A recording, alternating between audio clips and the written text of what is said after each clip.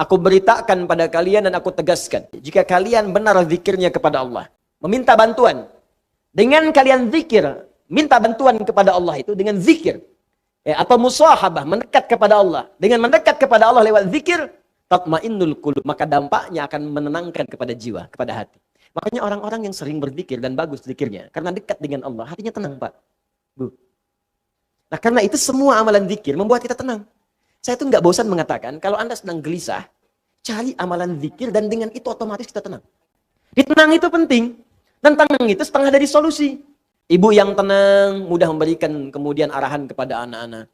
Suami yang tenang, mudah kemudian membimbing keluarga. Pemimpin yang tenang di perusahaannya, mudah mengatur kemudian arus perusahaannya, pekerjaan dan sebagainya. Guru yang tenang, mudah memunculkan inovasi dan ide-ide yang baik kemudian. Tenang.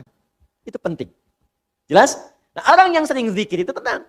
Baca Quran. Makanya kalau sedang ada kegelisahan, kita cari ketenangan. Ketenangan terbaik itu zikir. Makanya orang yang tenang itu cenderung sehat, Bu, Pak. Gak banyak penyakit. Artinya kalau selama ini Anda sering gelisah, zikirnya belum maksimal. Ya, uang belanja belum muncul juga, udah akhir bulan, gelisah gitu. Mana zikirnya? Baru macet sedikit, udah gelisah. Ya, baru gelap dikit, mendung, udah gelisah. Ya Allah panas sekali, kapan hujannya? Kasih hujan, ya Allah, hujannya gede banget. Maunya apa? 3, ini yang paling hebat. Yang jarang banyak orang ketahui. Untuk itu mari kita mulai kajian kita dengan kembali membahas surah An-Nur pada ayat yang pertama dan ayat yang kedua insyaallah.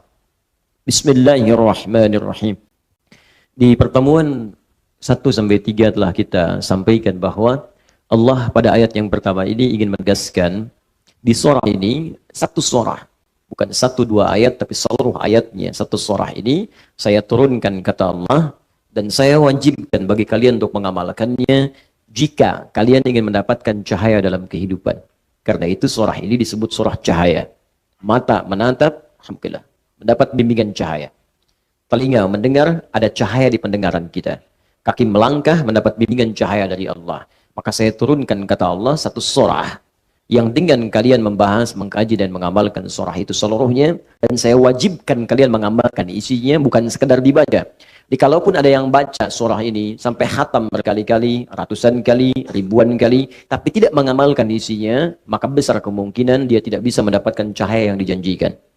Lalu saya terangkan kata Allah, semua rumusan untuk mendapatkan cahaya itu dengan keterangan yang jelas, ayatim bayyinat.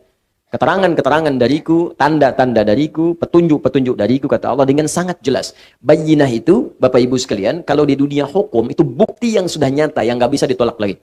Lam yakunil ladzina kafaru min walal musyrikina munfakkina hatta bayyinah. Ya, orang-orang kafir itu, orang-orang musyrik itu, dari kalangan ahli kitab, ya, kata Allah, sulit mempercayai kamu Muhammad SAW sebelum datang kepada mereka bukti yang jelas. Karena itu pada Nabi Muhammad SAW oleh Allah diberikan tanda yang sangat jelas. Yang mustahil bagi mereka untuk mengelak dari tanda-tanda itu. Di kitab mereka dituliskan seorang Nabi akhir zaman punya tanda di pundaknya. Ya, begitu dilihat di pundaknya tandanya ada. Seorang Nabi akhir zaman ketika berjalan dari sejak kecil akan ada awan teduh yang menaungi. Tandanya jelas kelihatan. Ya, seorang Nabi akhir zaman akan punya tanda begini-begini. Semua tandanya muncul semua. Nah itu diketahui oleh mereka. Tidak ada celah kemudian untuk mengelaknya. Seperti persis matahari terbit di timur, kemudian tenggelam di barat. Itu bayyinah. Jadi kalau ada dalam Al-Quran sifat-sifat bayyinah, artinya semua yang diterangkan oleh Allah dengan sangat jelas. Saking jelasnya, nggak ada celah bagi kita untuk mengelak. Kalau sampai yang sudah jelas pun masih mengelak juga, maka ini ada persoalan dalam jiwanya. Ya, saya mau tanya pada Bapak Ibu sekalian. Misal, saya mau contohkan. Ini apa? Tisu. Kalau saya katakan ini apa belum kelihatan, Anda bingung jawabnya wajar. Tapi kalau saya tunjukkan jelas dengan bendanya, sampai warnanya, belum yakin juga ini tisu, berarti ada masalah dalam pandangan Anda. Jelas ya? Tapi kalau Anda jelas melihatnya putih dan mengingkari ini tisu, maka masalahnya di hati Anda. Demikian nanti Allah terangkan di surah ini. Tentang bagaimana fungsi mata, tentang bagaimana menjaga diri dalam kehidupan, tentang manfaat mengerjakan ini, menjauhi ini. Dan dijelaskan semuanya. Teorinya dijelaskan, manfaatnya dijelaskan, contohnya dijelaskan. Makanya disebut di awal, saya jelaskan sejelas-jelasnya. Kalau masih belum jelas juga, ada masalah kemudian dengan cara dia memahaminya. Kalau sudah jelas gak diamalkan, ada masalah di hatinya. Kalau sudah jelas kemudian gak beriman juga, ini ada masalah dalam jiwanya. Pelan sampai sini, paham? Baik. Kemudian apa fungsi semua ini saya terangkan kata Allah dengan jelas. Dan saya menginginkan kalian punya cahaya dalam kehidupan. Apa di antara tujuan yang paling utamanya? La'allakum tadhakkarun. Supaya kalian mampu meningkatkan zikir kepada Allah subhanahu wa ta'ala. Bagian terakhir ini yang akan saya pertajam. Sebelumnya, saya terangkan sebagian saat di Al-Hikmah. Bapak Ibu sekalian, zikir adalah segala kegiatan atau aktivitas. Segala kegiatan atau aktivitas yang mampu mendekatkan diri kita dengan Allah subhanahu wa ta'ala. Yang mampu mendekatkan diri kita dengan Allah subhanahu wa ta'ala. Setidaknya zikir dalam Al-Quran itu memiliki 3 fungsi secara umum. Ada 3 fungsi zikir. Secara umum ya. Pertama, mengenalkan dan mendekatkan seorang hamba dengan Allah subhanahu wa ta'ala. Mengenalkan dan mendekatkan seorang hamba dengan Allah subhanahu wa ta'ala. Sudah? Jadi, bagi yang belum mengenal Allah, belum beriman, maka dengan dia mengenal zikir, mendengar misalnya, atau melihat, atau memikirkan hal yang terkait dengan zikir, maka dia berpotensi akan mengenal Allah subhanahu wa ta'ala. Dengan mengenal itu, boleh jadi kemudian semakin dekat dia untuk mendapatkan hidayah. Contoh, saya berikan langsung misalnya, Allah perdengarkan zikir kepada semua kalangan manusia, dan zikir ini diperdengarkan 24 jam tanpa berhenti, semuka bumi. Jadi terus berputar. Apa diantaranya? Suara azan. Ya, azan. Azan itu bagi orang beriman panggilan untuk sholat.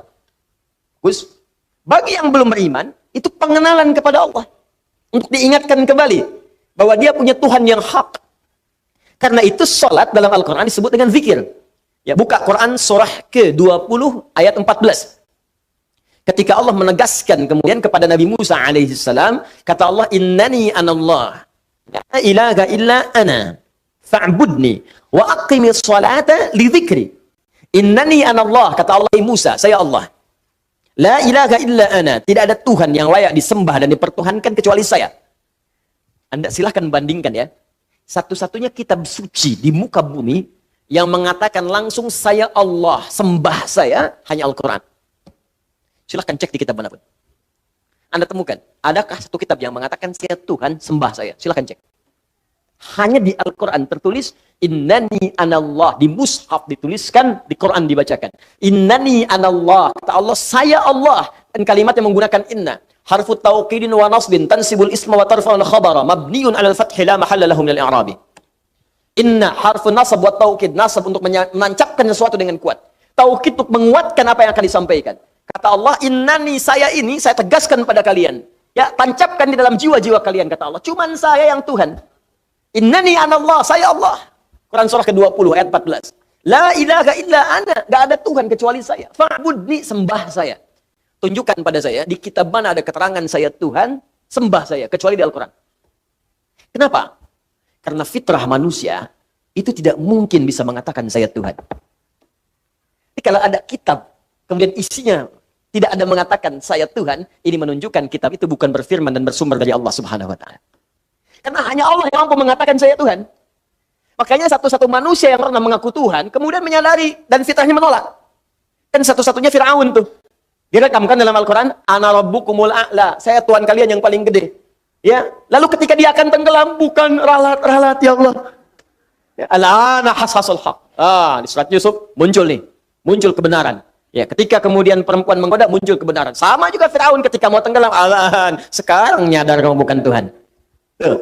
Di fitrah manusia itu nggak bisa mengaku Tuhan. Kalau mengaku yang setara-setara itu, setara itu ada nilai kemanusiaannya, mungkin Nabi, ada, banyak. Ngaku Nabi ada, karena sebagian sifat kenabian itu, sifat-sifat manusia, sifat kemanusiaan, fitrah. Makanya manusia ada di antara mereka, mengaku Nabi, ada. Ya, kan banyak tuh. Sekarang pun ada Nabi baru lagi tuh. Allahu Akbar, tiap bulan tuh. Tiap bulan ada aja yang baru-baru. Ya, Anda bayangkan. Tapi mengaku Tuhan, nggak ada.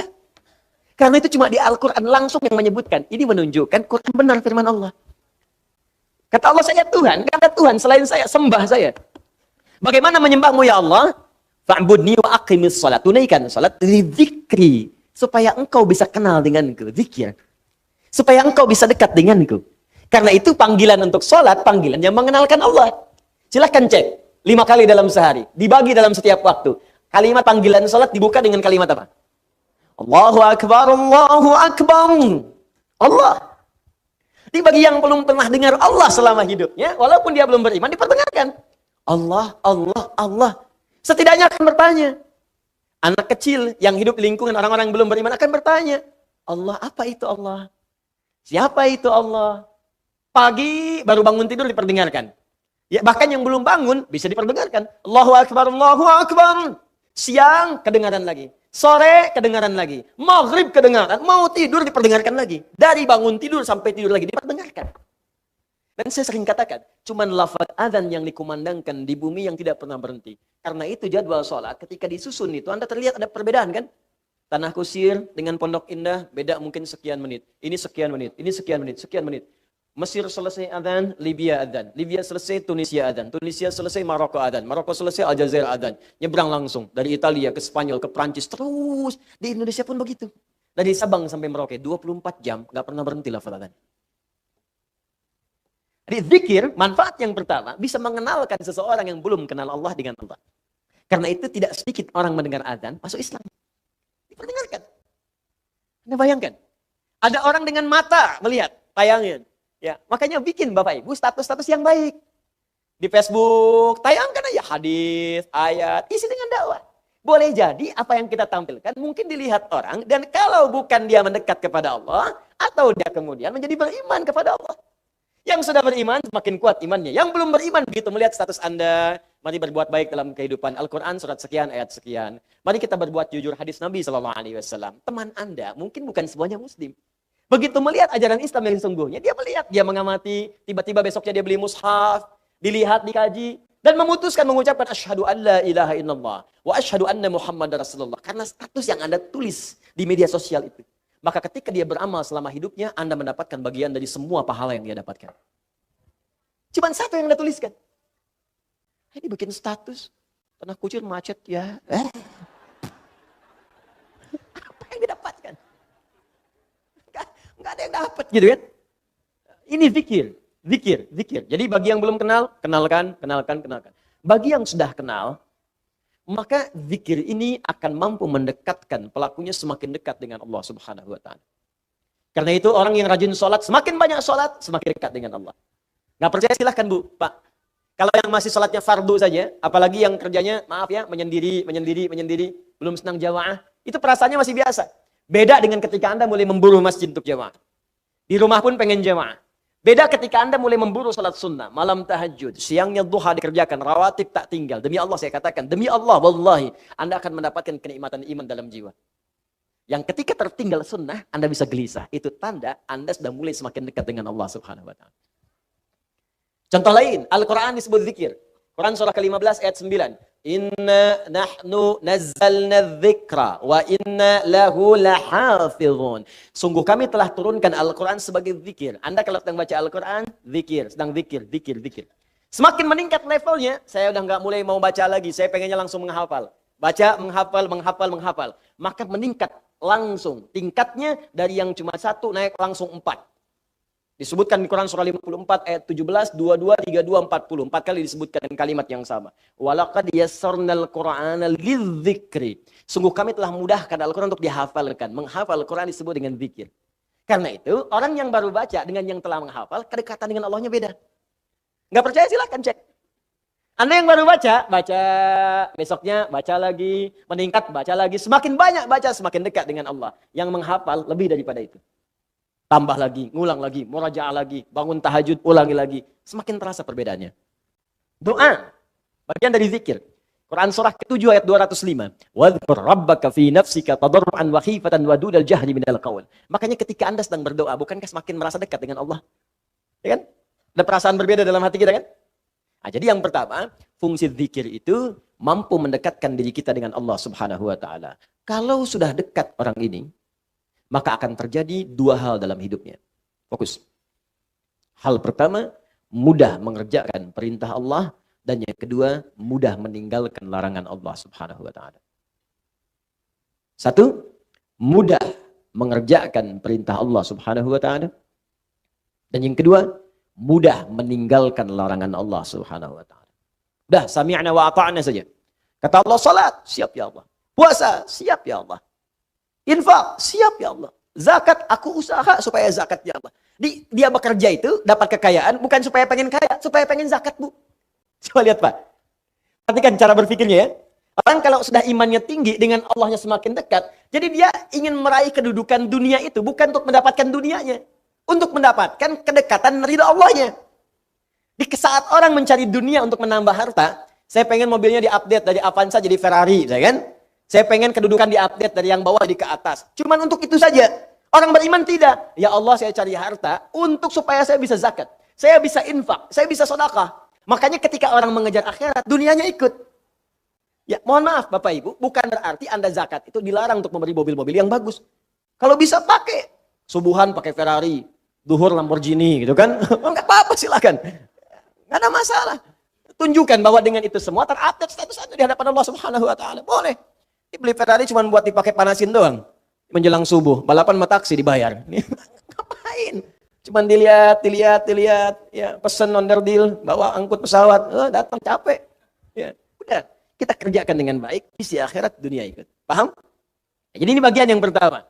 Makanya update, orang yang kemudian mudah dekat dengan Allah, kenapa berpikir supaya mudah kita menunaikan perintah Allah. Demikian ketika dilarang pun mudah kemudian meninggalkan. Makanya nanti di ayat ini ada ujian. Betul nggak kita mudah mengerjakan ini dan mudah meninggalkan yang dilarang? Kata Allah, jangan zina. Siap, saya tinggalkan ya Allah. Jangan mencuri, nggak akan saya kerjakan ya Allah. Jangan gibah, nggak akan saya lakukan ya Allah. Kamu gibah ya? Tidak ya Allah. Tidak akan pernah saya kerjakan. Tidak seperti ibu itu tuh. Kalau tiap hari ya Allah gibah terus. Gibah itu namanya. Jangan sombong, tak akan saya lakukan ya Allah. Sami'na wa ata'na. Ya, jadi teman-teman sekalian, dalam dua konteks ini, orang-orang yang dekat dengan Allah Subhanahu wa taala, ya, ketika dia kemudian mendekat kepada Allah, dengar kalimat Allah, bagi yang belum beriman, boleh jadi bisa kemudian memutuskan untuk beriman. Dengan izin Allah kita berdoa, mudah-mudahan yang belum beriman diberikan kekuatan oleh Allah Subhanahu wa taala untuk mengucapkan syahadat.